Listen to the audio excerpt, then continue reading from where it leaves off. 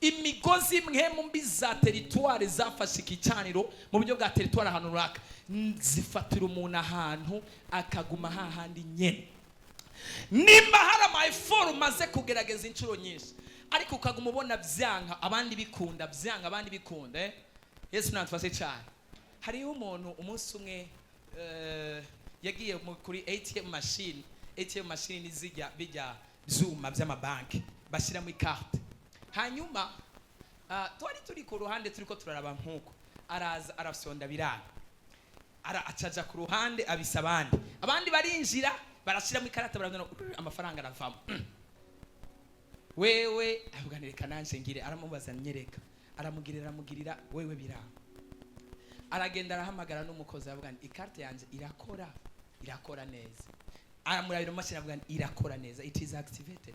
Mugabo wewe agiyemo bikanga, abandi bagakora bigakunda, wewe akajamo bikanga, abandi bagakora bigakunda. Nabishime yawe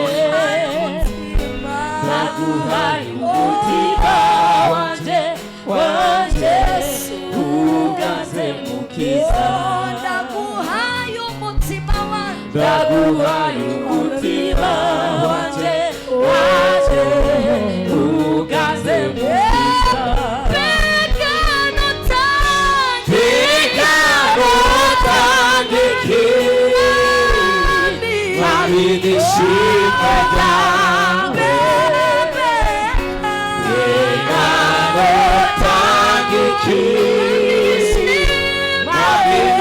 Nabishime yawe naguhaye umutima wanje ugaze mukiza. Naguhaye umutima wanje ugaze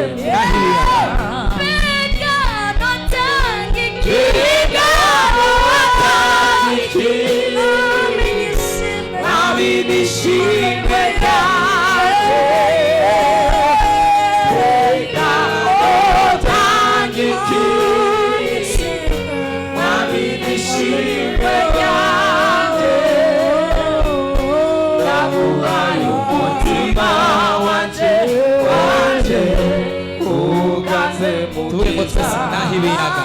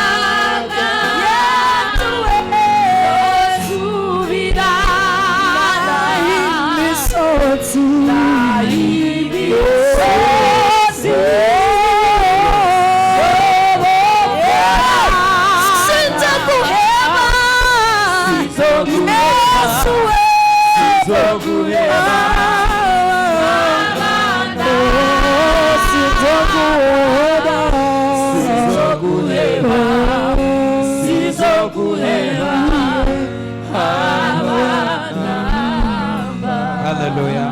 Mani bamugisha muvyagira Imana bahezagire cyane.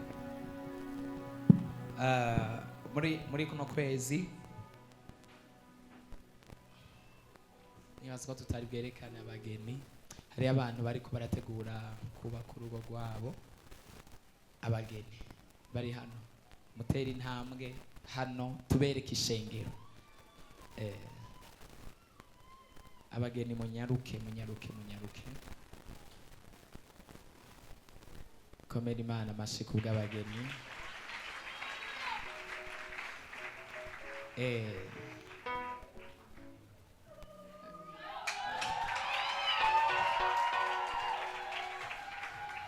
Ayo mashyi umwe wese n'uwiwe. Sawa. Dukomere Imana amashyi menshi cyane. muri iyi minsi abazima ariko barapfa. Hariho n'uwundi yari kuza uyu munsi mugabo yagwaye ntiyaje. Ni kuvuga dusa ubugeni butatu. Twari dusa abageni batatu. Muri iyi minsi izazoza tugira ubugeni 4, 5, 6 hano. Abakobwa n'abahungu, haleluya. Aba nibo rero bagomba gukora ubugeni. Nimba tubemereye nk'ishengero tudoza ikiganza, ubwo ni utadoza ikiganza camenya ko wavyanse. Okay, Imana ibamugisha. Yes, abahezagire cyane. Abageni tubatunga ibiganza, Imana ibahezagire mu izina rya Yesu. Kandi bashoboze mu myiteguro yanyu yose, musubire mu kibanza dukomera Imana amashimeshi. Yes, abaho umugisha mwinshi cyane. Sawa, reka twinjire mu mwanya w'ijambo ry'Imana. Ndicari ko ndaganira ku ijambo ry'Imana, Imana yampaye igicaniro. Saba umuntu wese antiza umwanya wiwe. Naho umwanya mbona uri urandega hano, ntago nza gukoresha umwanya muremure. Fise inyigisho isa nk'ari ngufi mugabo ifise insiguro nini. Has very big and huge meaning. Ufise insiguro nini cyane ku buzima bw'umuntu wese ari ngaha. Kandi turafata umwanya wo gusenga kandi abantu barabohoka mu izina rya Yesu. So, uyu munsi maze iminsi ndiko ndigisha ku gicaniro. I'm talking about altars. Mugabo sindatangura kuvuga ku bicaniro by'imhemu byo mu buryo bw'agakiza. Ndicari ko ndavuga ku bicaniro byo mu miryango n'ibicaniro kumbure bifitanye isano n'ubushobozi bwo mwijima. N'umuntu wese ari ngaho w'umushitsi urashobora kuvyaguruka tukakwakira. Turakunda abashitsi. Umuntu w'umushitsi vyaguruka tukwakire. Nimba hari umushitsi, ndabona abashitsi babiri hariya, ndabona abandi ngaha. Oh, abashitsi, Imana baho umugisha. Ndabona n'undi mushitsi, ndabona n'abandi. Uyu munsi dusa abashitsi benshi. Dukomere Imana amashi menshi cyane kubwo abashitsi. Abashitsi, Imana ibahezagire. Aho umwami agendera abandi namwe abagenderere. Tubatunga ibiganza tugeni, Imana ibahereze amahoro n'amafaranga mu izina rya Yesu. Ababegereye mu baramutse, amahoro ya Kristo Yesu abe hejuru yanyu. Tugiye gusangira maze iminsi ndiko ndavuga ku bicaniro. I'm talking about altars. Ariko uyu munsi ngoma mvuge igicaniro cy'ubundi bwoko, igicaniro cy'ikiziriko. Gira mwe zati igicaniro cy'ikiziriko. Ndabizi ko mbure n'ubwa mbere wowe. N'ubwa mbere uvyumvise, ariko ngomba kuvuga ku gicaniro cy'ikiziriko. This rope, ikiziriko cyangwa se umugozi. Reka ndeke kuvuga ikiziriko kumbure. Umugozi niryo byumvikana cyane. Igicaniro cy'umugozi. The altar which connects with ropes. Igicaniro cyangwa se ibicaniro bifata umuntu nk'ibiziriko. Ibicaniro bifata bloodline, amaraso y'ubuzima bw'umuntu nk'ibiziriko. Ibicaniro bigendagenda mu buzima bw'abantu nk'ibiziriko. Ibicaniro biboha ubuzima bw'abantu nk'ibyaha, bikabazirika nk'imigozi ku buryo kuyiyambura bishobora kubabera ikibazo until there is someone else. Hariho umuntu avuye hariya akaza kubohora uwo muntu aziritse. Yesu natufashe cyane gose. Hallelujah. Imana nidufashe cyane. Iyo igicaniro muri bya bicaniro maze iminsi nigisha kuba maze iminsi bakurikirana inyigisho. Iyo igicaniro kigendagenze kuri generation y'ubuzima bw'umuntu kikamara igihe kirekire, ntago kibi igicaniro gusa, ariko gihinduka n'umugozi uconnecta abantu ku ishavu. Ugasanga hari umuryango w'abantu uboheye ku mugozi umwe w'ishavu. Everyone has a spirit of anger. Umuntu wese afite imhemo y'ishavu mu muryango. Igicaniro cyo kubyarira iwabo iyo gitanguye ku muntu kigakurikira uwa kabiri, kigakurikira uwa gatatu, kikanka kuvaho, kirakurikira n'abana bose, kikamera nk'umugozi ku buryo umuntu arabiye mu isi y'imhemo akaraba ubuzima bwawe, abakubona nk'umuntu ashobora kuba ateretse ahantu afise uwundi mugozi w'abantu benshi cyane aboshe inyuma yiwe bariko baramukurikirana. Ariko umugozi wose waboshe igicaniro cy'ubuzima bwawe utegerezwa gucika muri kuno kwezi kwa gatatu mu izina rya Yesu. Imana yambariye muri kuno kwezi kwa gatatu ko hari ibicaniro by'ibiziriko, hari ibicaniro by'abarozi, hari ibicaniro by'abapfumu, hari ibicaniro bya karande, hari ibicaniro by'abadayimoni bitegerezwa gusenyuka. Kandi naho inkomezi zawe ziza kuba nkeya, ubushobozi bw'Imana ya kino gicaniro buraza guhaguruka bukudefande kandi burakunyakurana inkomezi nyinshi. Hari igitangaza Imana iri bukore muri kuno kwezi kwa gatatu. Ubuzima bw'abantu burabona imihinduka mu izina rya Yesu. Imana idufashe cyane gose. Haleluya. Kino gicaniro gifata abantu nk'umugozi cyangwa se kizirika abantu nk'umugozi. Iki gicaniro akenshi kigira connection zibiri, ariko arizo novuga zikunda kugira inkomezi nyinshi.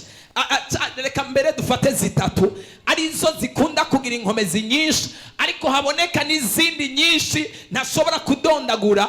Mugabo bivanye n'ibyo maze imisi nigisha n'ibyo ndiko ndavuga ko uyu munsi ushobora kuntahura. Imana ifashe cyane. Icya mbere, igicaniro cy'ikiziriko ni igicaniro kiboha umuntu ariko akabona n'ubundi bafitanye isano nawe, ariko akaba bose baboshwe kandi bakaba bose bari ngaho bahagaze baguma baraba, babona ata kintu na kimwe bashobora kubikorako. Imana dufashe cyane gose.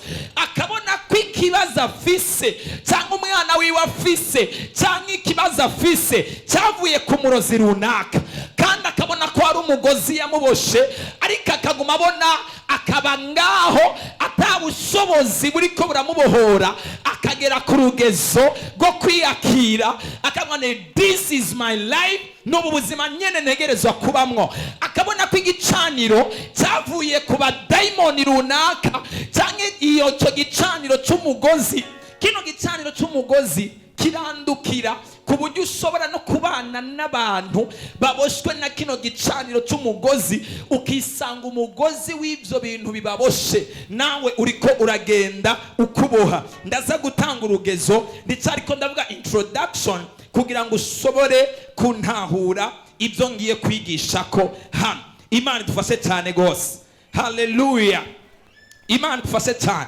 Kimwe kiva ku badayimoni, ikindi nacyo kikava ku barozi, ikindi nacyo kikava mu miryango. Generational ropes, imigozi yo mu miryango, imigozi yo mu gisokuru, imigozi yo mu bavukana, imigozi. Hari umuryango ushobora kwinjiramwo ugasanga uwo muryango ufise uburyo kibikomporta, ugasanga ufise ingeso runaka, ukuvuga ni abo kwa runaka bose bameze uko, bose bafise ugwanko, they have hatred, barankana, nta uhuza n'uwundi, umwe aduza uwundi araduga, nta mutoya nta mukuru. Love is far, urukundo rwagiye kure, mutori wiwe agasonza agakena, afise byinshi byo kumufashisha ariko ntiyigera namwiyumvira, ariko amafaranga akayasesagura ahandi, ariko this blood, amaraso yiwe ariko arababara cyangwa se ariko arahura n'ikibazo. There is an altar, hari igicaniro cy'ibiziriko biboshe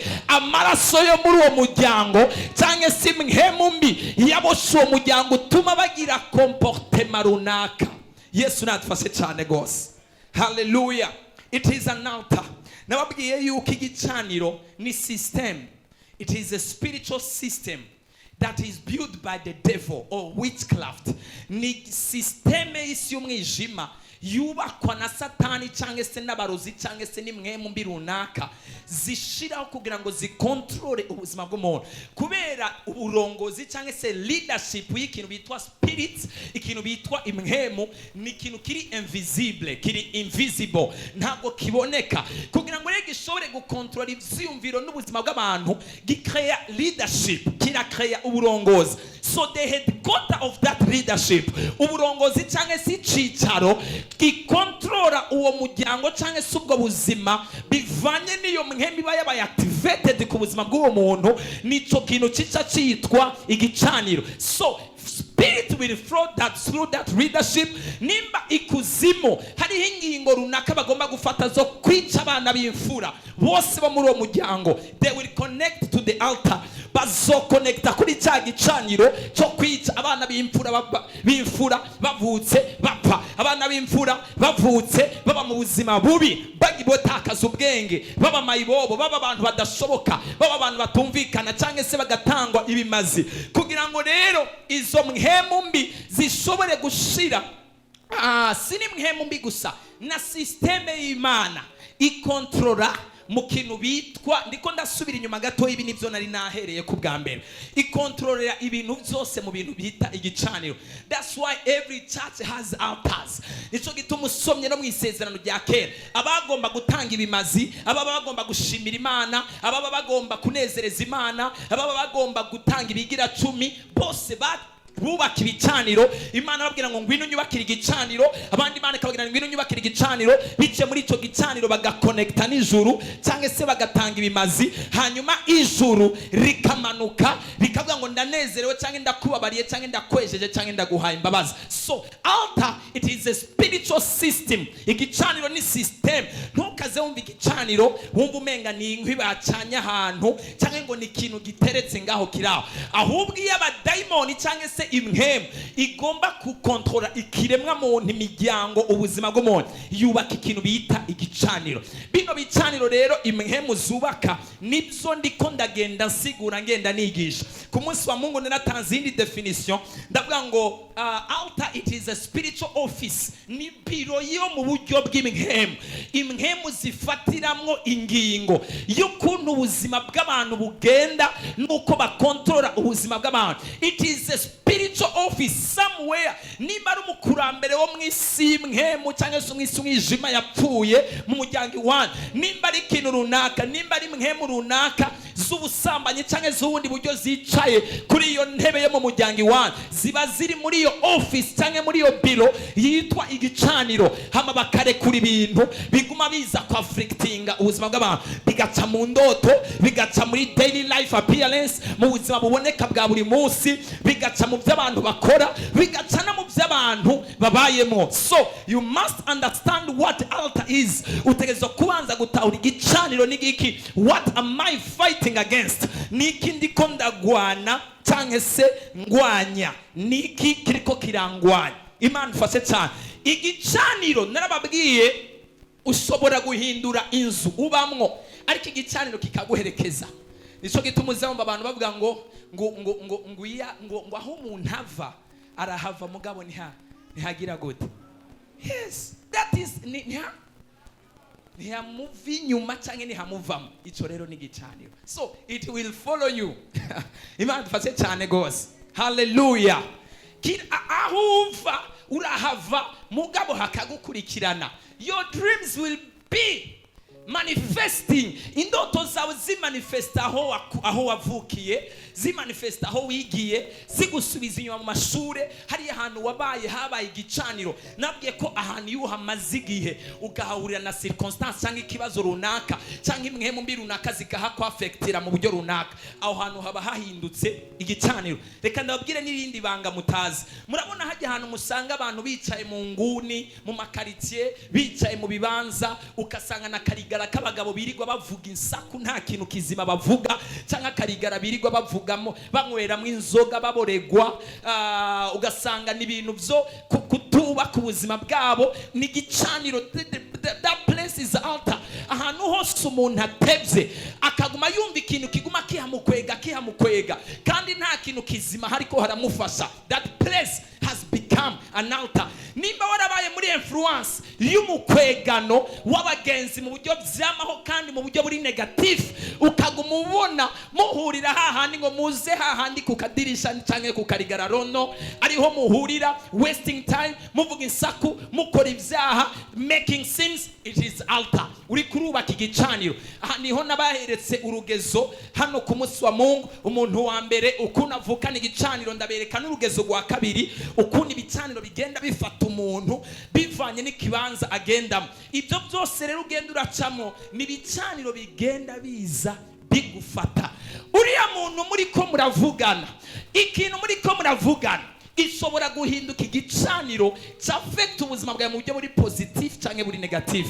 Ubuzima uri kurabamwo ushobora guhinduka igicaniro bwubaka ubuzima bwawe cyangwa busenyura ubuzima bwawe. So pay attention on everyone you welcome in your life. Bamaso ku muntu wese uhereza ikaze mu buzima bwawe, kubera ashobora kuzana igicaniro kikwica cyangwa se kikugirira nabi, cyangwa se akaza azanye igicaniro gihindura ubuzima bwawe mu buryo buri positive ukagira umugisha. Reka dusome ijambo ry'Imana hama mvuge uburyo bw'igicaniro cy'umugozi cyangwa se cy'ikiziriko, hanyuma duce dusenga. Dusomere Mariko igice cya 5 ku murongo waho wa 3 kugeza kuri 6.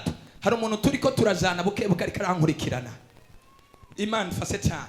Utankurikiranye izi nyigisho ntago uza kuzitahura. Aha, Mariko ibice 5 duhere ku murongo wa 3 dushaka ku 5. Aho nyene ego. Dusome mu izina ry'umwami wacu Yesu Kristo. So muri turasoma mu izina ry'umwami wacu Yesu Kristo. Yesu asenda abadayimoni mu muntu. 3 yaba muri ayo masenga ntihagira uba akibona icyo ashobora kumubohesha, niyo wowe umunyororo. Yaba muri ayo masenga, aya ntagara amasenga asanzwe, na masenga y'imva, graveyards. Mu masenga y'imva niho yari yibera, kandi yari comfortable kuba ngaho hano. Nta muntu yari kumubwira ni we va ngaho genda ube mu nzu, genda urare mu nzu. Umubwiye ngo arare mu nzu yari kumva umenga ushatse kumugirira nabi. Munyumvirize ngaho hari inyigisho ngomba kubabwiramo. Yaba yumva umenga umugirire nabi, ahubwo no kukwica yari gushobora kukwica, kuko umuntu adashobora kubohwa n'umugozi n'umwe. No kukwica yari gushobora kukwica umukuye mu mva. Imagine no mo person kuba comfortable kuba ari mu masenga y'imva. Mumva nkajya wogenda ku mpanda hari imva nyinshi, akaba ari ucuba ubuzima bwawe bwose. Aha, umurongo wa 4 ndio kuko bamubohesheje iminyororo ku maguru no ku maboko kenshi, iy'amaboko akayicagagura, iy'amaguru akayiputagura, ntihagire umuntu afise ingomezi zo kumutururuza. Maze iminsi yose ku murango no mwijoro yama muri ayo masenga no ku misozi ataka yikebesha amabuye. Abonye Yesu akiri kure arirukanga arunama. Amen. Dukomere Imana amashimane ututabare cyane. So hear me, munyumvirize neza. Imigozi yo mu buryo bw'umwijima itaboneka ni mibi gusumba imigozi yo mu buryo bw'umubiri iboneka. Invisible ropes, ibicaniro by'imigozi yo mu isi y'umwijima itaboneka, bishobora kukwicira ubuzima. Abantu bakakwita katacu maze, abantu bakakwita ko uteye isoni, cyangwa abantu bakakwita yuko utazi kurondera cyangwa umeze ubundi buryo, ariko nawe uboshwe n'ibintu utazi. Hamwe nindagerageza, I try, I do my best, ndagerageza uko nshoboye, none byankira he. Imigozi itagaragara ishobora gutuma wivuza ingwara. Hari ibicaniro by'ingwara. Ushobora gusanga abana mu miryango, hari abana bama bafite utugara dukeya, bagakura bari utugara dukeya, ukamujana kwa muganga, muganga akagusigurira ibintu, urumva ibi biva naha naha, ibi bifitanye isano n'ibi n'ibi, hagiye kuvura kuvuka umwana yaratakaje ibiro cyangwa ngo yaragize akagusigurira ibintu kandi ukumva ko vyumvikana mugabo ugasanga hari undi mwana afite ikibazo nk'ico nawe nyene mu muryango cyangwa ugasanga uwo mwana arakuze arabandanyije ubuzima buraheze ariko ugasanga satani uwo mugozi w'igicaniro niwe yamubohesheje kugira ngo ico Imana yategezwa kumukoresha n'inyenyeri y'ivyo yategezwa kubamwo ibe futi ihagararire nga ukaca winyegeza mw'izina rya resulta z'ivyo muganga yakubwiye ku mwana wawe afise ingwara ifise izina iboneka kandi ifise n'imiti ariko imiti kabiri kirasendwa nta na kimwe kirakora ukaca ugumaho nyene umwana akazokura akazorinda ava mu mubiri nta kintu agezeko ariko ari igicaniro c'imigozi camubosha igicaniro c'imigozi icambere reka ndakivuge mu Congereza kumbure ndazagusigura hari igicaniro cambere c'imigozi bitwa territorial ropes igicaniro c'imigozi gifatira umuntu muri territoire runaka bwira umugenzi wawe ati igicaniro gifatira umuntu mu kibanza runaka gifatira umuntu ahantu runaka kikakugaranira ahantu kino gicaniro territorial rope gifise ubushobozi bwo gufata umuntu uyo muntu akaba yavukanye inyenyeri yo kuzogera kure mu buryo buri international ariko bugashiraho impamvu bukabroka bukamwugarira bukamushira hasi ukazopfa utavuye ku gatumbi wanyu ukahakurira ukahasazira ukahavukira kandi mu vy'Imana yari yarakwandikiye yo star yategezwa kuba international kino gicaniro cha territoire ni ubwoko bw'abadayimoni satana hagurutsa bukaza gufata umuntu bukamwumvisha yuko ategerezwa kuguma ahantu runaka ategerezwa kubaho ubuzima runaka ategerezwa kutagera ahantu runaka akumva yuko ibyo kugera kure no kubaka no gutera imbere no kubaka ama etage no gukoreshwa iby'abandi ari ibyo abandi kandi bavukiye amezi 9 bize amashure nk'ayo wize kandi bafise ubwenge nk'ubwo ufise kandi bafise umubiri nk'ufise bamwe na bamwe batanagusumbya n'amasource bamwe na bamwe batanagusumbya n'ubumenyi n'amaconnection ariko satani agashiraho ama ropes one person umuntu umwe umuvyeyi wiwe yaraje arira haravuga ni abana banje bose bafise ikibazo ndamubaza ni bafise ikibazo nyabaki abana banje baronse umuntu abahereza bari abana 4 abahereza abishirako afise nationalite hanze abasabire visa bagende kandi bashike abahereza akazi mugabo abana banje bandahiye banyangiye ko batavaga no one is going to move here arikararira crying arikararira hano babona bajya bakaryama kandi ntugire ngo n'abana batoya batazi ubwenge oya n'abana bakuze Imana idufashe cyane gose Yesu nandutabara n'abangani barafise akazi ngo 3 nibo bafise akazi bahembwa ngaho umwe 150 undi 250 wahembwa menshi muri bo yahembwa 500,000 ariko baravuga ni base mu gihugu ciza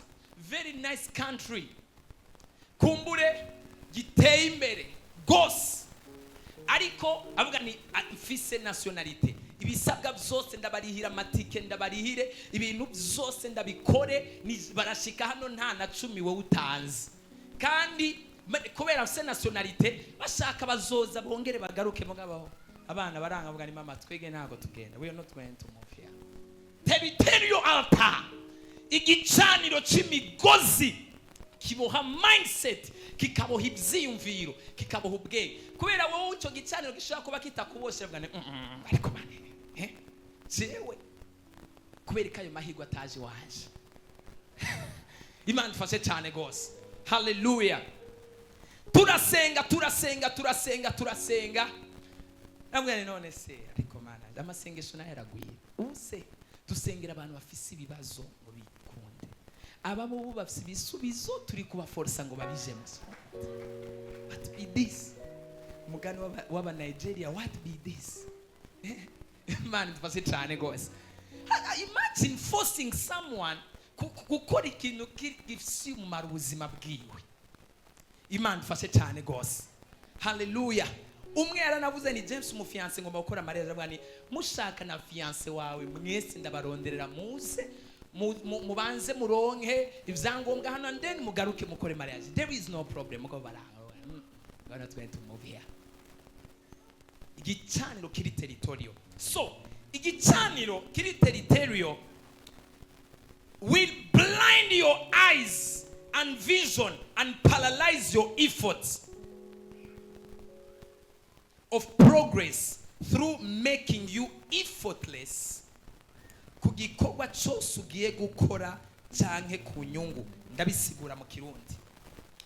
Igicaniro kiri territorial kizoguhuma amaso, kizoshira uruhuni ku maso yawe mu karere ubayemwo, kimene vision yawe, kikure mu buzima bwawe, cyongere giparalize eforo zose wokora kugira ngo ushobore gushika mu gutabagwa cyangwa se mu nsinzi cyangwa se mu mugisha cyangwa se mu muhezagiro runaka.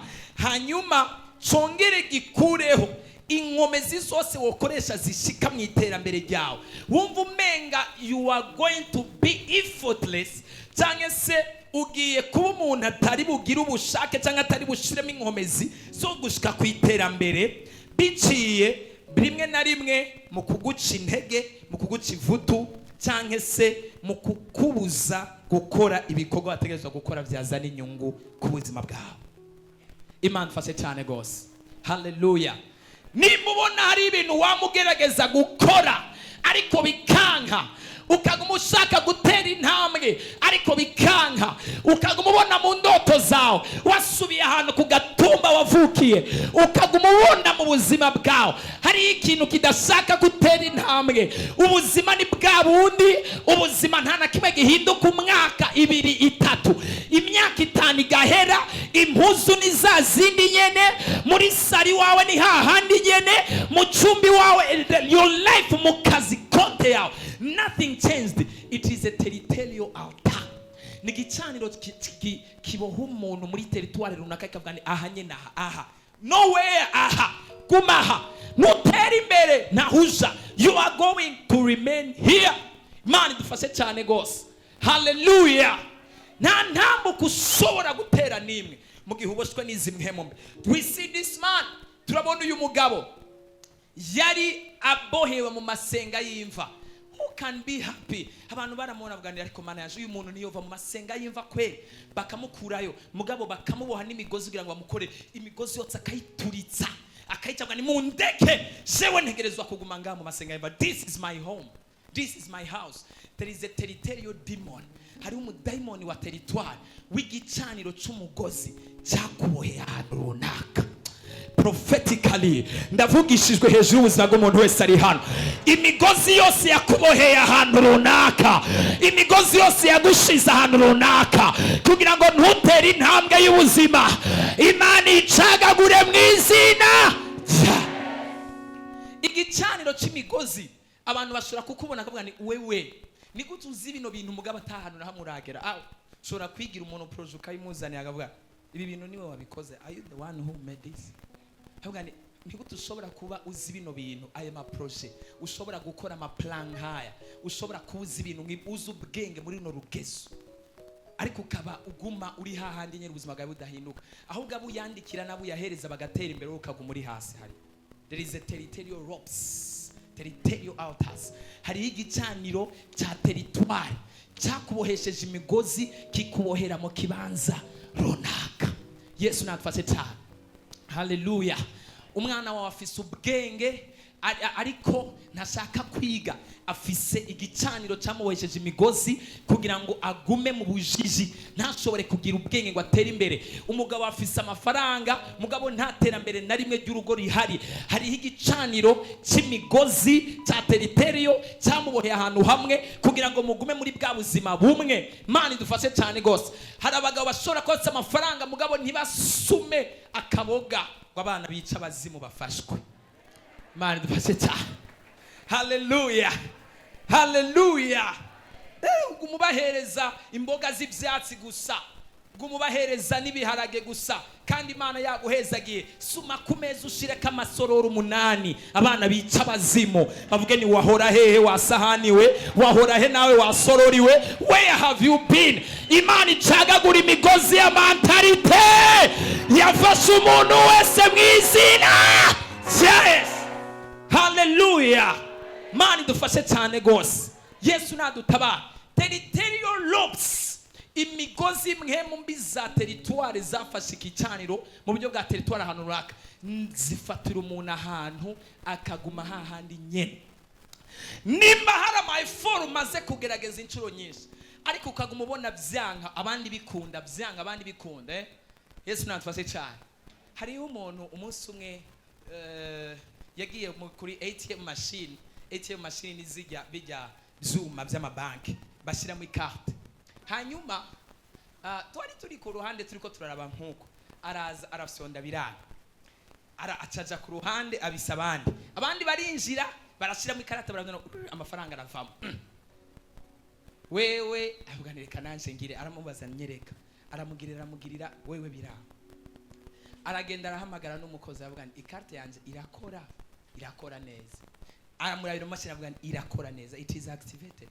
Mugabo wewe agiyemo bikanga abandi bagakora bigakunda, wewe akajamo bikanga abandi bagakora bigakunda. Avuga ni madam go home.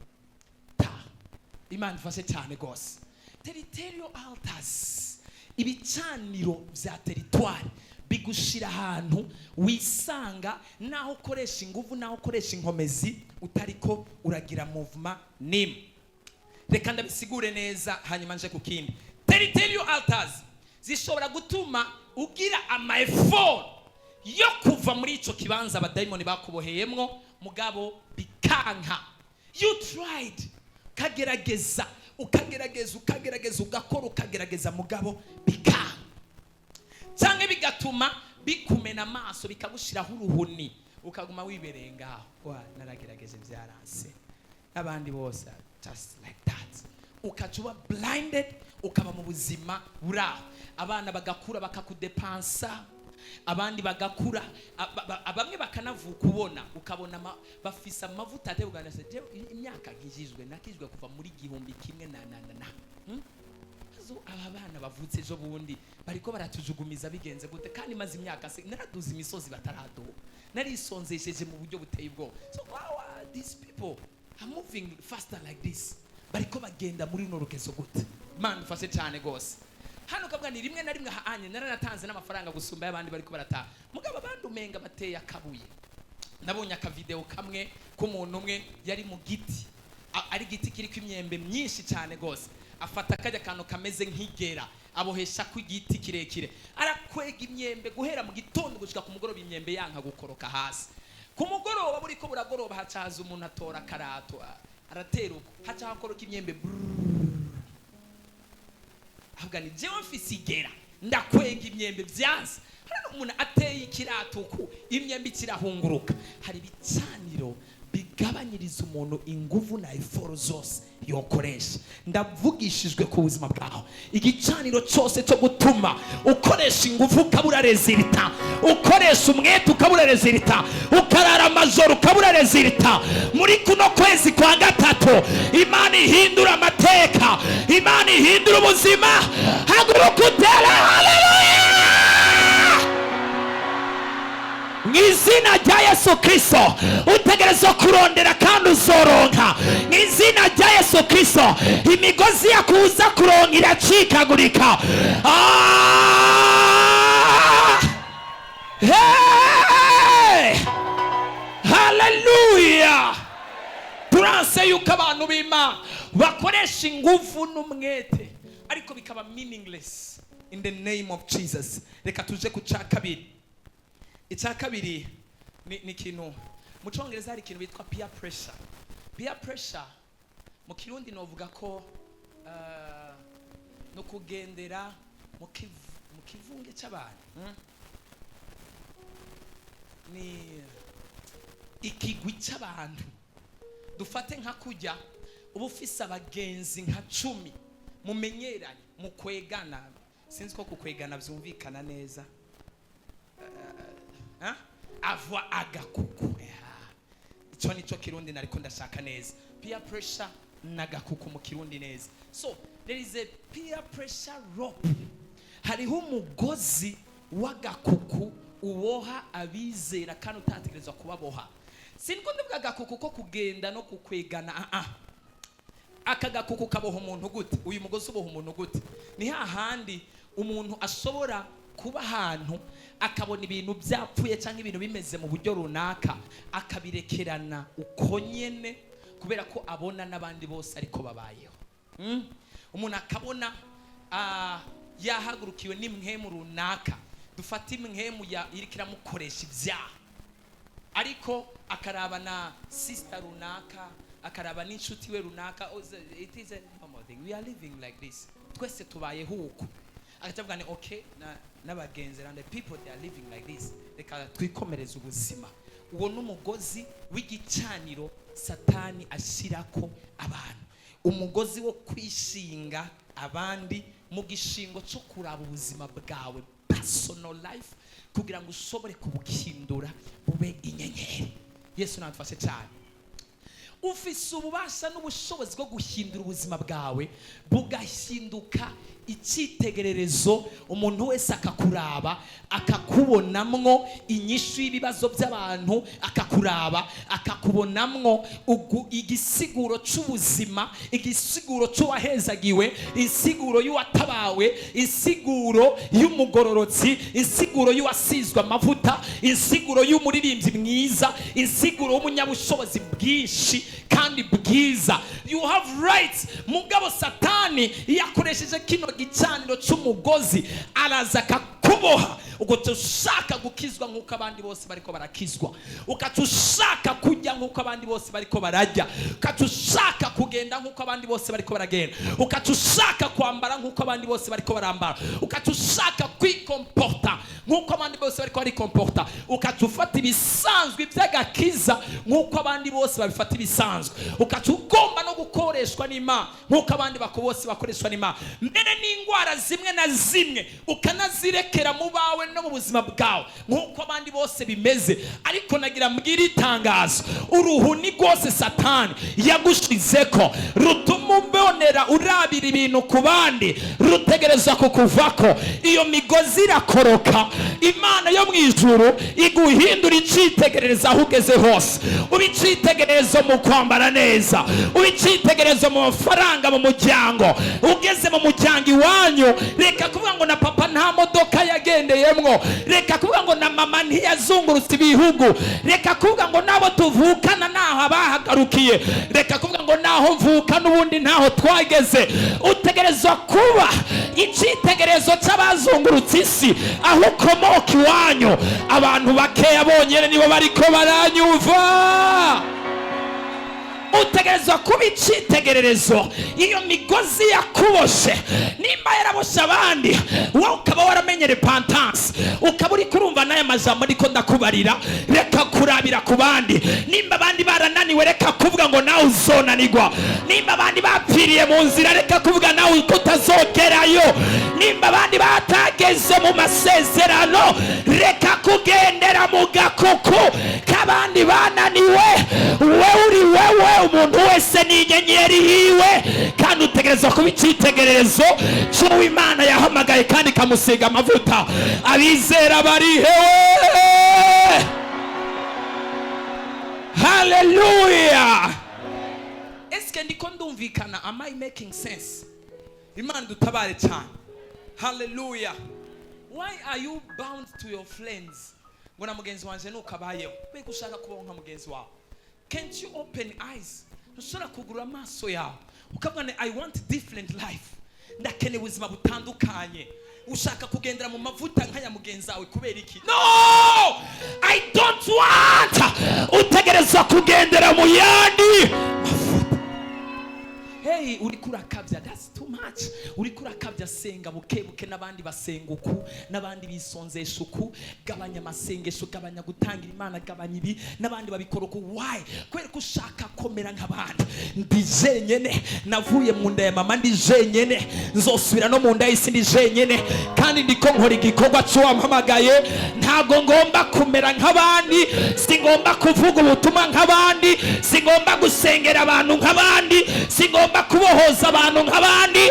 Turagomba ko ubugombe bw'Imana bushyirwa mu ngiro, tugahinduka icyitegererezo, abandi bose bagakora ibintu babiturabiyeko. Nta muntu ari ngaho yotera haleluya. None nimba ushaka kumera nk'uko abandi bose bameze bakuzungurutse, and then wibaza ko abantu bazokura hehe inspiration, utegerezwa gukora kandi ukagira ibyumviro bitandukanye. Avoid this peer pressure loops. Imigozi yarabosha abantu ku buryo abantu basigaye bashaka gutwenga nk'ukundi muntu atwenga. You act, you want to wear like another one how wears. Ushaka kuba nk'ukundi muntu abayeho. Live your life bro. Baho ubuzima bwawe, baho ubuzima bwawe butandukanye n'ubw'abandi. Hallelujah. Nta muntu ari ngaho yotera hallelujah. You have lost your destiny. Warahushize intumbero yawe, uratakaza inyenyeri yawe because ushaka kumera nk'uko abandi bameze. Yesu natfashe cyane gose. When God called me, igihe Imana yampamagara, I saw so many people. Nabonye abantu benshi, pastors, evangelists, bakabona umwete n'umuhate mse byo kurondera Imana. Bakamubwira, oh, I want to help you. Ndagomba kugufasha ibi, ndagomba kugira ibi, ndagomba kugira ibi. Bamwe bakamama nimero ntaya basavye, bakarindira ko ari na message imwe ndabandikira iyi imwe bakabura. No one. Man, dufashe cyane gose.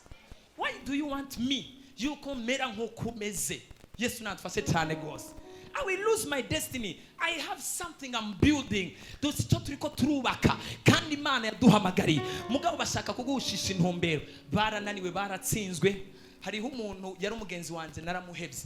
Kandi namuhevye ataco dupfuye. Mugabo mu kanwa kiwe hama hari imvugo iri negative. This person was negative always. Iyo ndamubwiye ikintu dukora bwa bino bintu birashoboka kweli, bino bintu ntago bishoboka. Nta kintu kimwe namubarira ambwire ko gishoboka. Naramuhevye. Ndamuheba n'ubu nta message yanje afise no kuri nimero yiwe nuba mpamagaye hari izina nanditse ko ngaha hari Muranga.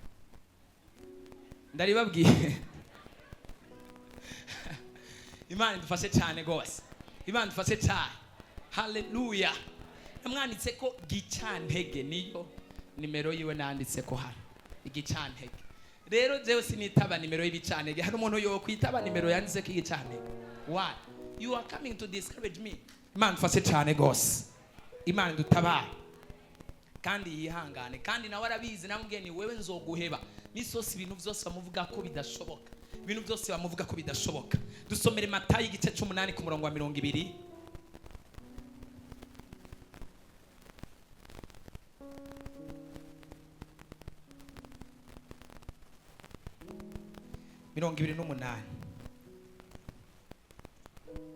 Matayo igice 8 20 gushika 28.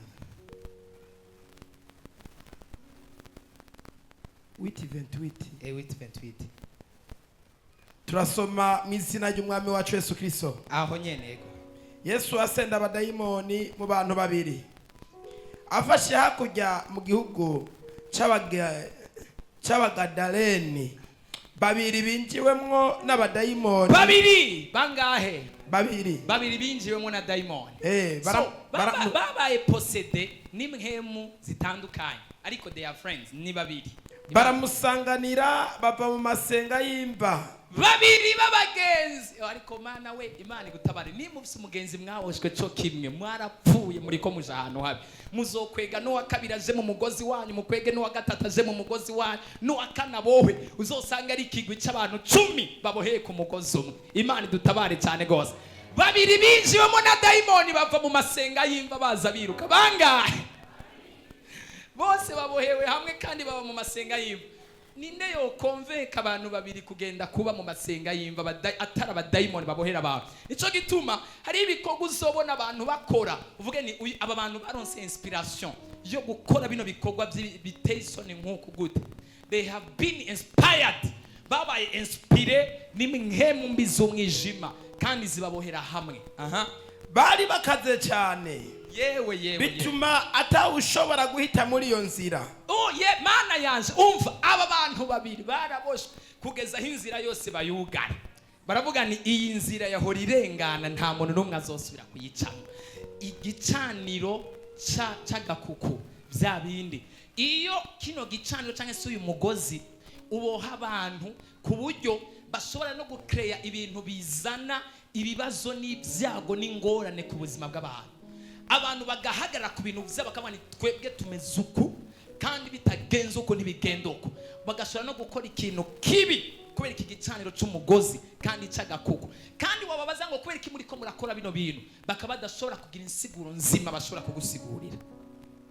29 barasemerera bati duhuriye ga mwana w'Imana, uji hano kutubabaza agashinyaguro igihe cyacu naho wogeza ngaho kubera kumva y'umwanya. So igicaniro cha peer pressure ropes gituma ubuzima bwawe, it makes your life depends on how others are living and how others families are suffering. Kandi bigatuma wita no kubitakunze ku buzima bw'abantu, bikakwenspira yuko nawe atakibazo ufise, ahubwo woguma wibereye muri ubwo buryo naho ibintu bitakunze. Imana dufashe cyane gose. So kino gicaniro gituma ubuzima bwawe budepandra, your life depends, buhagarara ku buzima bw'abantu. Bane nanaka ararushe, just tired like me. Njo gituma iyo abantu babonye umuntu atabawe n'amasharaca aduga, none narinzi ko tugowe kimwe, none ko katabawe ndajahe, we ndajahe. Imana dutabare cyane. Hallelujah. Njo gituma Imana izogufashe niyaguhezagire ihezagire n'abakuzungurutse. Umunsi Imana yaguhezagiye abo kuzungurutse ikabibagira cyangwa se bakaba batarashikirwa, umenye kuzoba winjiye mu ntambara. Imana dufashe cyane gose. Hallelujah. Yesu nadutabare. Imana dufashe cyane gose.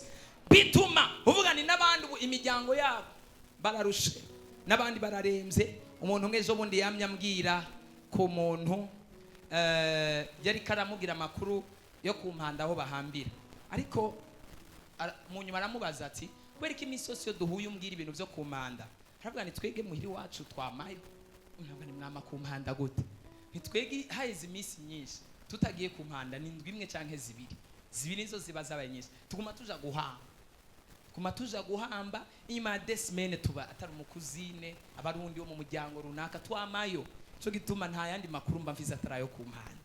Imana dufashe cyane. Hanyuma aramubarira ati ariko ivyo bintu ntagara abadayimoni. Acambwira no ya ni bisanzwe, none twe twenyene tujayo n'abandi bose bama bajayo. Imana dufashe cyane. So simvuze ko gupfa ari ibintu umuntu wese adapfa, umuntu wese azopfa, azoca mu muryango w'urupfu mugabe igihe ciwe kigeze. Ariko imagine kundwi zibiri mupfisha ukaca wibaza ko ibyo ari ibintu biri normal. Hari n'abandi bashobora kumara imyaka 5-8 nta muntu avuye mu muryango wabo. Break that altar. Utegezwa kucuhaguruka ugasenyura ico gicaniro mw'izina. Mana dufashe cyane. Ico ngomba kugera ko cyanyuma rero ni kintu bitwa ni moving rope altar. I moving rope altar ni gicaniro gifata umuntu kigatuma umuntu abandanya ama activity, ubuzima bukabandanya mugabo adashobora kugera ahantu runaka. Nta mugari umuntu wese Mana yanje umuntu mbona sinziriye cyane ndamuha microphone ndiko ndakubwira ibicaniro. I'm telling you altars. Nta muntu numwe azasinzira mu isoko. Who sleeps in the market? Ninde murabona ari imbere y'ibicuruzwa akagira uko ihenda ukubita urugohe ihenda naho ubufise itirugo umugira uko uriforosa kukanura uzana amazi bakakoga mu maso. Ndiko ndaguha ubuzima, telling you altars, and then uriko urasinzira. Imana dufashe cyane gose. Hallelujah. Iki kintu singomba ko ari umuntu numwe agicika. Hagira abantu babiri baza hano. Please, we know. Come here. Hagira undi ego muze hano. Come here. There is what we call moving rope altar. Hari gicaniro kigenda mugabo hagira uwundi aza hano. Umuhungu nawe boy, come here. zanira utwo tuntu hano, ibyo biziriko hano, umugozi ugara neza. Ninde natumye iki ibiziriko hano? Nyaruka kubera umwanya. I moving lobe altar ni gicaniro kigufata ariko kikakureka ukabandanya ukaguma ugenda. Shira hano, zana byose shira hano. Uyu n'umusipi move kura mufatira uyu umwe. Agira abantu babiri baza bamfasha kubaboha. Munyaruke mumfashe tubabohe kubera umwanya. Abasekirite munyaruke mumfashe tubabohe, canke nimba ngwino ufashe ubambohe. Boha ukuguru kumwe wewe banza uje ngaha. Uyu mubohe imisipi, uyu nawe mubohe ibiziriko. Zana ibiziriko, ukuboko kumwe n'ukuboko kumwe n'ukuguru kumwe hamwe n'uyu. Umufatishe neza, ufate neza. Uyu n'umuboxere ntacaba. Voilà. Gira vuba boha bano ngaha. Hagira abandi baza kumfata. Oya pana uyu n'uyu. Boho uyu mbohero. Umuntu yazi kuboha impene neza n'ikiziriko. Uri yarabiza aranyarutse. Sawa. Ngirira n'uyu. Hamwe no kuguru. Uyu mubo yaha. Oho kuboko kumwuku. Ego hamangaza n'uwundi musipi. Uboho uwundi. Just tie another one. Ntago ngomba kubatwenza. I'm not trying to make it funny. Ntago ndiko ndagomba kubatwenza, hari inyigisho ikomeye ngaho. Ngomba kubigisha. Ndabereka ukuntu abantu bafise imigozi, how people has ropes. Uguma utangara ibintu biba mu buzima bwawe, you have ropes. Ufise imigozi ikuboshe kandi y'uburyo bwinshi. Boha n'ukuguru. Oya, navuze uyu kariwe muboha ibiziriko, uyu mumureke. Boha n'amaguru nayo, shirako umugozi. Kimwe ku kuguru, kimwe ku kuboko, kimwe ku kuguru, kimwe ku kuboko.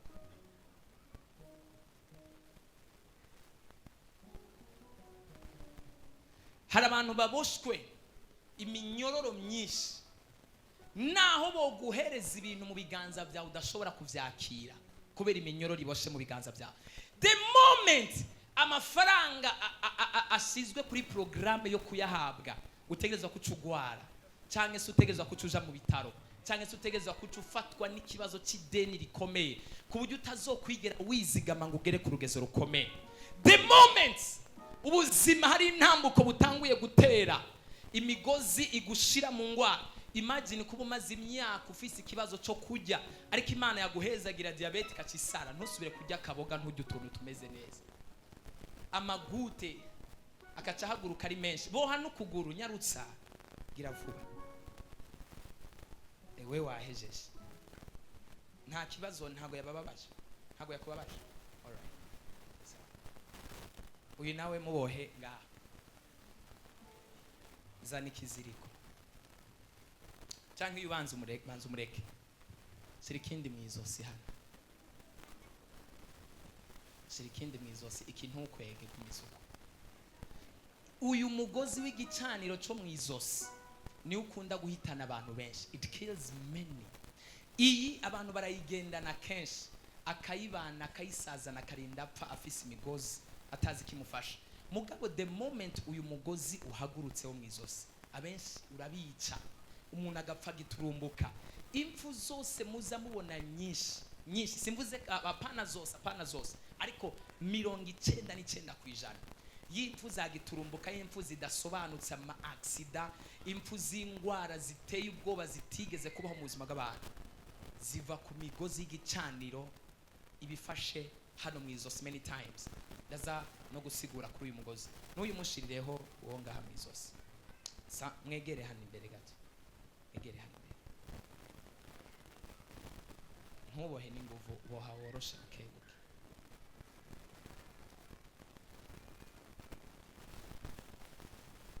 So, moving moving rope out. Fata umugozi umwe w'ukuboko, fate n'undi w'ukuguru, nawe fata uyu nyene, ego uyu hamwe n'uwo kukuguru. Wewe banza wegere hano. Fata umwe, pana kubifatira hamwe, fata kimwe kimwe. Canke haza abandi babiri, muze munyaruke, ihute. Habahungu babiri munyaruke, nyaruka, ngwino naho nyaruka. Sawa. Uyu banze mumureke, mubanze mufata uyu, banza mufata uriya. Voilà, fata undi mugozi hariya. Ndafise igituma ngomba kugira uko tandukana. Wewe gera imbere hano, come back here, nawe gera hariya. So nuko abadayimoni bafata ubuzima bw'abantu. Dufate kino kiganza n'icakazi. This is the hand of work. Urudandazo rwawe ruri hano. Igicaniro ca mbere c'uburozi. This is the first altar of witchcrafts. Igicaniro c'abarozi kiri hano caragufasha. Those of you bamwe batemera ko abarozi babaho, I want to tell you that witchcraft exists. Batarakunigugaramya abarozi ntuzemera ko bahari. Imana dufashe cyane gose. Hallelujah. Ariko sindakwipfurije ko bakugira ko inkomezi, nico gituma nta bushobozi bafise, ariko nico gituma tugomba kubasambura. N'amabanga yabo turiko tuyasira hanze kugira ngo tubasambure. So, kino ni gicaniro ca mbere c'uburozi, witchcraft. Iki coco kiroroshe, ntukwege n'inguvu. Aha, ndashobora kuguhereza akantu, lend me something. Agapapuro. Akandashobora kukaguha ukagutora. Fata, ngwino ugitora. Koresha nguvu tora. Koresha n'inguvu tora. Iyi ni moving rope altar. Reka dusubiremo kano kantu mwakaboye. Akira. Have you seen? Akanyene niko nagomba kubereka. Igicaniro ca mbere kigendagenda c'abarozi, aratoye, arakoza mayiforo kubera imigozi irikira mu kwega, aratoye akantu ndamuhaye mugabo kubera pesi irikira musubiza inyuma, aciyagira gute? Icisubira inyuma. Ikintu cyose uzokwamufata mu gihe ufise igicaniro c'uburozi kikureka kikakorohereza. Moving rope y'igicaniro irakorohereza, ntagigufata gwikwicira ubuzima completema kuburyo ubaha ahantu udafise isaganyirizo. Oya, urashobora gutora akantu mugabo gapfa. Ugura igitungwa gipfa, ugura parcelle mu matati, ugura akantu gagira, urongogwa ingorane, ukora ibintu ingwara. Uyiteke. Reka ndagasubiremo kandi mwese murabe. Akira. Mwese murabe ukuboko. Reka gukwega n'inguvu. Reka fata hano. Don't pull. Ni nkuko bashobora gukwega n'inguvu vyose bikanga. Akira. Take. Iyi kini gicaniro kigenda. Mugabo pression ikigasubiza inyuma. Nakandi kose ndamuha kaza kuguma gasubira inyuma. Iki naco ni gicaniro cinyatsi kivuye kubarozi. Kiguma gitwara, everything will be taken. Iki naco igicaniro c'ubusambanyi, aguma shaka gusambana. Simvuze karuyu, vuze umuntu aboshwe n'iki gicaniro. Ico gicaniro c'ubusambanyi akagerageza sa nk'uduza ukuguru tera intambwe, ariko akweze gatoya kwega cyakimusubiza inyuma gusumba ku rugezo yarariko. You always repent. Mana mbabarira nukuri sinzosubira inyuma y'indwi imwe. Yo mana nasubiri. This is the altar. Kirakorohereza, you repent. Mugabo inyuma y'imisi mikeya ukaba natanze urugezo kumbure rw'ubusambanyi. Hariho ibyaha bitandukanya, kaboregwe, itabi, ibimogi, ukwiba, kugira nabi, kwica, kuroga, guhemuka, ibicaniro. Imana tufashe cyane gose. Iki naco, this is another altar. Iki naco n'ikindi gicaniro. Dufate igicaniro naco nyene cyo mu miryango kiriko kirakwega. Aratera intambwe ngo yikure mu gicaniro cyo miryango c'ingwara. Mugabo kubera umugozi gumusubiza inyuma. Yisanga muri bya bindi. Igicaniro c'insaku. Arashobora kugira movement agatera intambwe. Mufate mwebwe ntimukwege, mufate gusa n'inguvu, fata n'inguvu ariko ntimukwege. Gerageza ntuje kure cyane, gerageza ukore movement yaho ushobora gutera intambwe, ntukoresha ibiguvu byinshi. Ndazi ko ufise inguvu we. Urabona songera kandi bandaye, subira kandi. Ni migozi imureka kabandanya kagenda, ariko ari muri risk iteye ubwoba ko ibicaniro biracari hejuru yiwe. Hano uyu mugozi bo urekura hano urashobora kumuhitana, nakandi kogira hano karashobora guca ikiganza cyangwa agahura n'ikibazo cy'umwanya wari wo wose. Fata hano inyuma ahantu kwege hano nababwiye ko ariho hakunda guhitana abandi benshi. Iki ni gicaniro gishobora kuza ari ingwara ikomeye, bya bindi bifata umuntu agafatwa umuntu agatakaza ubwenge akagomba gupfa. Hari abantu twama dusengera benshi bari kumfiro, they want to die. Hano igicaniro kiba kikorohereza, uba waratanzwe nk'ikimazi. Mu minsi iheze maze iminsi ndiko ndaraba nanaliza mu bantu dusengera, mu byo ngenda ndabona, ukaraba ukabona umuntu nta nzu afise no kuronka ibihumbi 10 aba yarushe yacumukuye, ariko ukabona bamuroze yasaze. Uyu muntu bariko murondera kwiki, ukabona bamuroze bagomba bariko baramwica, tukamugarura tumusengera Imana imwongeye ubuzima, akivuza akabura ingwara bakamuvyimbya amaguru. So Imana yo mwijuru yaje kumishurira benshi mubonza nsengera, bona agiye nsengera nkabona bamwe babatanze ibimazi, abarozi bafise ibimazi bagomba gutanga ku kwezi ku mwaka nibiki.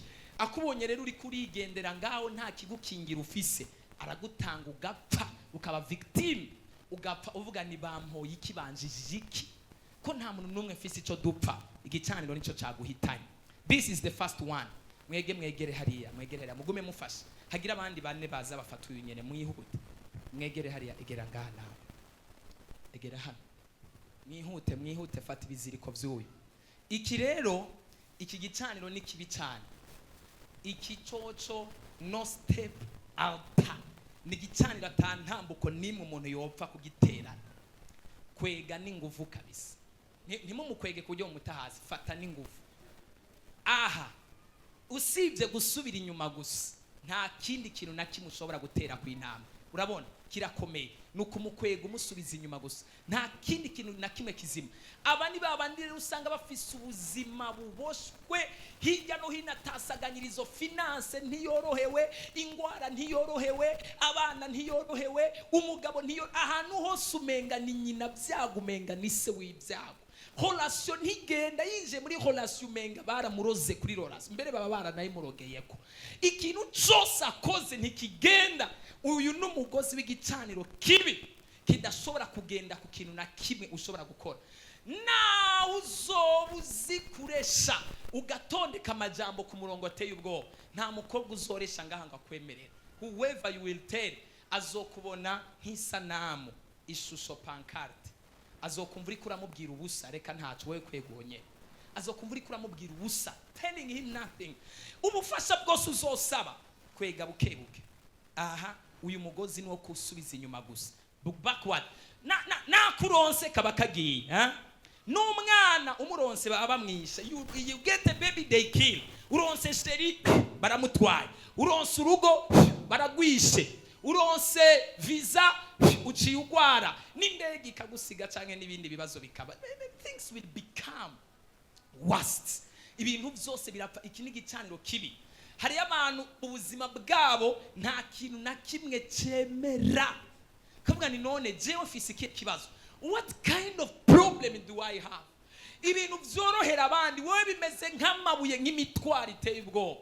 Ibintu byose birasubira inyuma, n'urudandazwa kwega nta ngorane, reka kuduza ndamanuka. Imana ifashe cyane. Ibintu byose wowe birasubira inyuma, n'amaguru birakwega. Ibintu byose they will pull back, nta nakantu ko koroherwa na gato. Naho no guhereza akantu nkaguha amafaranga akira mumufate ntabuje. Urayabona intuntu zikakwica, ukayabona agahinda kakakwica, ntukoresha inguvu umugabo regura babana bari ugu muyabona uku. Hamwe none jewe ndabona ibintu byiza ariko ntivyigera binshikako. I see things amapromese yamara amapromese mugabo ntiyigera aba. Ibintu barabinyemera ariko sinigera ndabishika. Umugabo aranyemera utuntu twiza mugabo duhera mu majambo. Ibintu byose nkora nothing accepts. Nta na kimwe cemera. Ibintu byose bazokwama babiguha udashobora kuvyakira. Kandi ubikwiriye kandi ubimerita kandi ubishoboye. Abantu bakavuga ni mbe umukobwa usingorane nyabaki mukobwa. Aba n'abagenzi mama papa kutarongorwa. Why are you not getting married? Kutarongora. Why? Kandi ntacyo utagerageje. You tried everything possible, but it remains to become worst. Biguma byanga. Akazi, amafaranga, bino byose biguma byanga. Hano rero hariho uyu rero w'inyuma hano. Agira uza mfatire uyu wa hano. Nyaruka. Fatuye. Ntukwege uyu ni mubi cyane. Uyu nundi mugozi uri hano. Icyo uzokora cyose uzokamugarukira ku mfiro. Ugiye mu modoka ufise uyu mugozi. Ntukwege. Ugiye mu modoka ufise uyu mugozi. Abantu bashobora gukora accident bose bagapfa kandi ari wewe igicaniro cyariko kirarondera. Ushobora kwinjira muri business y'abandi kacihomba yose gapfa kandi ari wewe igicaniro kiriko kirareklama. Business cyangwa se projet irimwe abantu 8 10 mirongo igacipfa kubera wewe umwe. Ibintu byose winjiyemo bipfa, nibyo ushizemo amafaranga bipfa. Everything you try dies. Imana fashe cyane gose. Hallelujah. Unagerageje nguronka kantu kwa kundi uri kurakoresha my phone baca bakwega hano nizose abazimu bakagomba kukwica bagashiraho imitego. Ubwo nibwo buzima abantu babohewe. These are the ropes are tying people. Anye kumbure ashobora kuba ari igicaniro cy'ibyaha. Ibyaha wamye wihana mugabo habe n'akamanyu gatoya kavako ku mpinduka. Ibyo byaha bifise inkomoko mu muryango iwanyu bisenyure bipfe nk'igicaniro. Wama wihana ibyaha masturbation, it is not removing. Bifise inkomoko. Break this altar until ukubise kino gicaniro. Iyo nyota y'ibyaha nizopfa iheze muri wewe. You have to break the altar. Imana fashe cyane. Igicaniro cyo kutagera kure.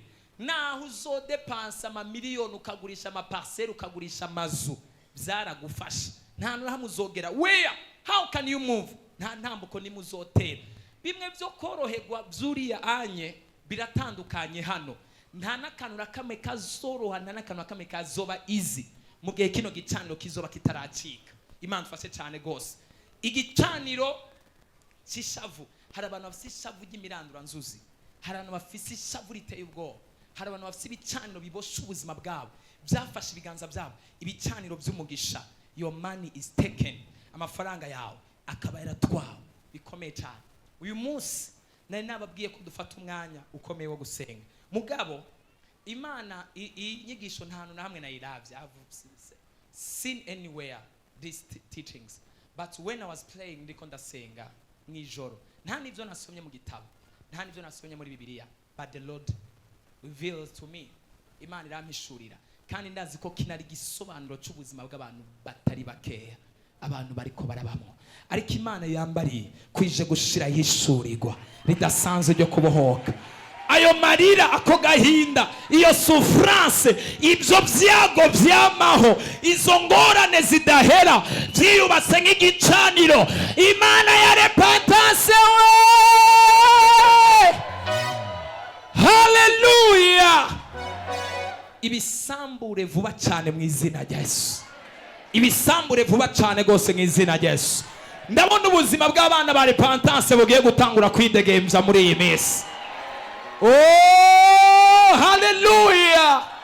Ndabona impinduka mu buzima bw'abatari bakeya. Imana igiye kurema byihuse cyane. Hari ikiganza cyihuse cyane. Imana ije kumanura imigozi yose yari ibosha ubuzima bw'abantu, ibicaniro byose bigasenyuka. Abazimu barapfa mu izina rya Yesu. Imana mfashe cyane. Aha rero nimba ufite igicaniro cyo cy'ingorane mu rugo rw'iwawe, abantu bazovuga ko utazi kubaka cyangwa utazi kwihangana, ariko ibicaniro bizokuderanja. Vuga ariko naragerageje kwihangana, ariko naragerageje guca bugufi. Bavuga ni umugore gito cyangwa umugabo gito, uzogerageza kuba umupapa mwiza, uzogerageza kuba umugore mwiza, mugabo igicaniro kizoguma kigukwega ukwezi kumwe mu nzu abari sherishushu ari amahoro, umugore umuzanira udukado umufata neza, mugabo kundi kwezi uzoba uri kumwiyereka nk'intambwe y'amenyo itabagura. Uzogerageza kuba umuntu mwiza, abantu babone ko wahindutse, mugabo byanyu. You try to act well kugira ngo abantu babone ko ubuzima bwawe bwahindutse, mugabo biguma byanyu. In the name of Jesus. Nimba warahuye n'amahigwe mabi, kwanza narababwiye ko ntazanizerera mu mahigwe mabi. Igikorwa cyose kibaho, it is an expression of demon possessing things. Igikorwa cyose kibaho ni resulta zimwe iri kiratuma ico kintu kibaho. Yesu natufashe cyane gose. Nimba utagiriwe ayo mahirwe meza, ukabana n'umugabo afise igicaniro cyo kutamererwa neza, gitegerezwa gucika muri kuno kwezi kwa gatatu. Nimba utagiriwe amahirwe meza, ukaronka umwana boshwe n'igicaniro runaka, gitegerezwa gucika muri kuno kwezi. Nimba utagiriwe amahirwe meza, ukagira igicaniro c'ingwara, gitegerezwa gucika mu izina ryayo. Hallelujah. So, dufise abantu benshi batari abantu b'imhemu, non-spiritual people, babayeho kujajinga gusa. Bibarundi baravuze ni inkoni shikira igufa ariko nishikira ingeso mwibaza kari iki? It is the manifestation of spirit possessing someone. Ni manifestation y'imhemu iri muri uwo muntu, niyishira hanze character. Nyereka umuntu yuzuye ubuntu bw'Imana na presence y'Imana n'imbabazi z'Imana. Ndakwereka umuntu yuzuye karaktere z'ubugingo hamwe n'ubugwaneza butabaho. Yesu natufashe cyane. Ariko nyereka umuntu atagira ubuntu bw'Imana, atagira ineza y'Imana, atazi guca bugufi, atazi agakizi cyarico, atazi n'ibunyankamugayo icyarico. Ndakwereka umuntu afise karaktere zidasobanutse. Ibicaniro abantu rero bazobona umwana ariko yikomporta mu buryo butandukanye. Mwebwe nkabegera imbere gatoya, ubona umwana wawe, ubona umugabo wawe afise ingesi itabaho, fata umwana ukubite. Oya reka kumwegera, mureke kumwegera. Ubona umwana afise ibintu bitabaho, kubita. Icyana cyarananiye, ugwana nta ndero, uri kintuze, ntacyo uzovamwo, ntacyo uzogerako. Muvyeyi, urashobora kugurura amaso ukaraba ibintu bibosha umwana wawe inyuma yawe. Can you open your eyes and see this strong man? Ubone bano bagabo bakomeye bahagaze inyuma y'umwana wawe, bahagaze inyuma y'iyo ngeso y'umwana wawe imeze uko, igituma umwana wawe yiba cyane. Do you know what is behind? Ikigabo cyanje ni kintuze, ni giki? Wife, woman, urashobora kugura amaso yawe ukabona the expression of strong men holding your man. Urashobora kugura amaso yawe ukaraba abagabo bahagaze inyuma yawe. Muri mwebwe ninde bafise abagabo nk'abi inyuma yiwe bamuboshe? Ibi ni bicaniro bitanu. Hari abantu usanga bafise bicaniro birenga 100 demons. Imana dufashe cyane gose. Irunugeze rw'abantu batanu navuze everywhere. Ibicaniro ku buryo umuntu ubona ari manifestation y'ibintu vyigendera gusa, by'ubushobozi bw'umwijima. Imana dufashe cyane. Ndabivuyemwo, ndakwanse, sindagukunda, nico gituma. Open your eyes please. Mbere yuko ufata ingingo zose mbi, ugurura amaso yawe. Hallelujah. Imana niyahitamwo kugukura imbere y'uyu muntu, izokwironderera inzira imenye ukundi bigenza. Hallelujah. So kwironderera inzira imenye ukundi bigenza. Mugabo hari ikintu uzobona uvuga iki ni ikintu cy'wanje, ntago ngomba kugiheba, ukagumucira imanza gusa. Uriya muntu ndamwanga, uriya muntu nitwahuje. Reka dufate uyu n'umuntu runaka, ni wewe uri hano uri kuragira ivyiyumviro. Kubera iki msicanye? Kubera ko atamuna nkunda?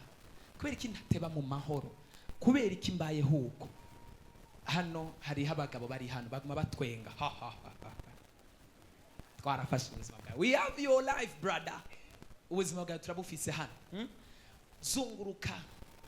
Genda aho genda mu mworohereze gatoya, genda ugere nk'ariya anye hepfo kuba mwari muhamucuka tuzunguru kugaruke.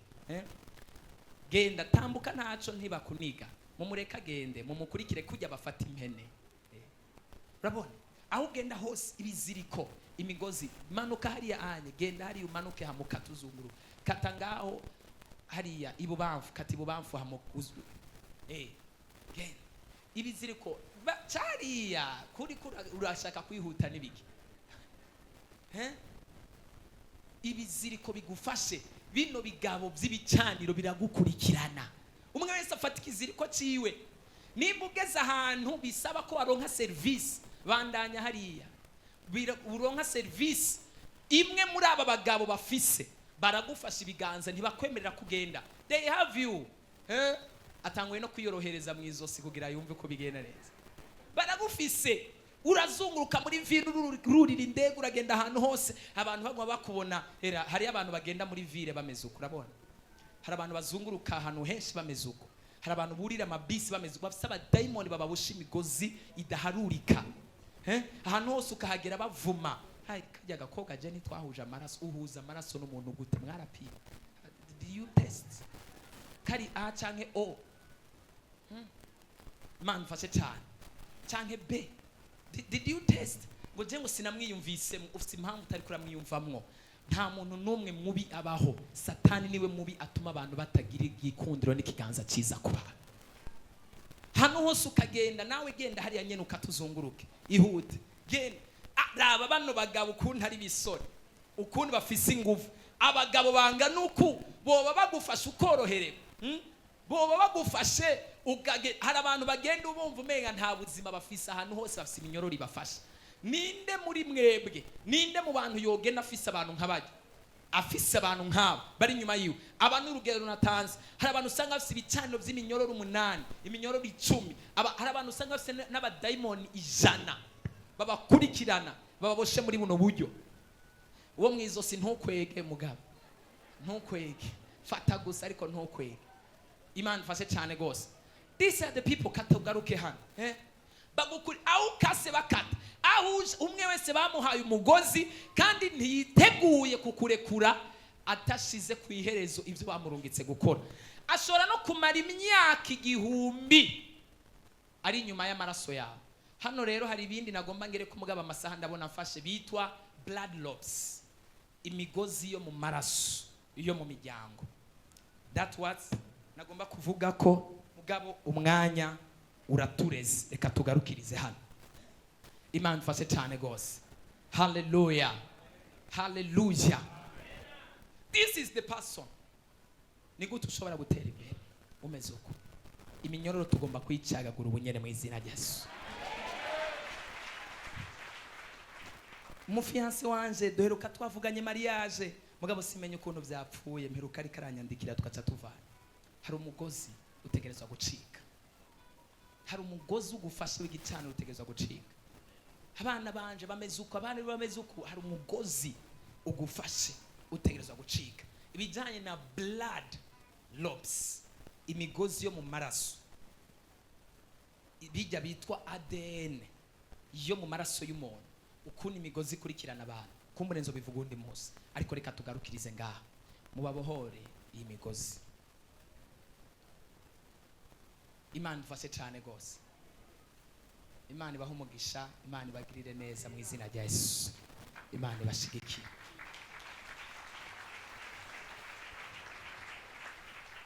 ndagomba dufata akanya ko gusenga umwanya mutoya because time is gone umwanya wagiye ariko nagomba ko dufata umwanya wo gusenga na kino kintu naco c'umugozi wo mu maraso naco nakivuzeko please munyemerere kubera deliverance y'umwanya ngomba ko dufata tutanguye gusenga uyu mwanya twosoka ngasa 8:30 ariko zino nyigisho zari zikenewe ibi bintu biba bikenewe dukomere Imana amashirimba turiko turafasha